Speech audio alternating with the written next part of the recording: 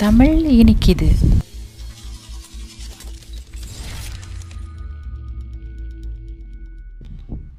என் பெயர் தண்ணீர். நான் இன்று உங்களுக்கு வீட்டில் நீரை எப்படியெல்லாம் சேமிப்பது என்பதை பற்றி கூறப்போகிறேன். முதலாவதாக, பல் விளக்கும் போது குழாயை திறந்து வைத்துக் கொண்டே இருக்க வேண்டாம். ஒரு பாத்திரத்தை பயன்படுத்தினால் நிறைய தண்ணீரை மிச்சப்படுத்தலாம். இரண்டாவதாக, குளியல். வீட்டில் ஷவரில் குளிக்கையில் ஷாம்பு மற்றும் சோப்பு போடுகையில் ஷவரில் நீரை ஓட விட்டுக்கொண்டே இருக்க வேண்டாம். இதன் மூலமாக நீரை சேமிக்கலாம்.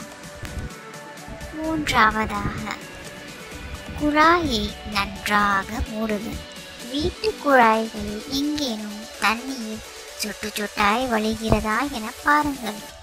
சிறு துளி பெருவெள்ளம்.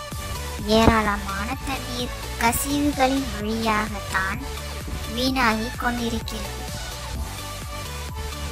நான்காவது, வாகனங்களை சுத்தம் செய்யும் போது குழாய்களிலிருந்து தண்ணீரை மழை போல அடிக்காமல் இருப்பது தண்ணீரை மிச்சப்படுத்தும்.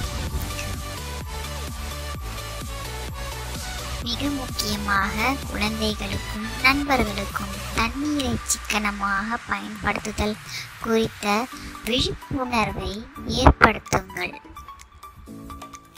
இந்த வீடியோவை மறக்காமல் ஷேர் பண்ணுங்கள், சப்ஸ்கிரைப் செய்யுங்கள்.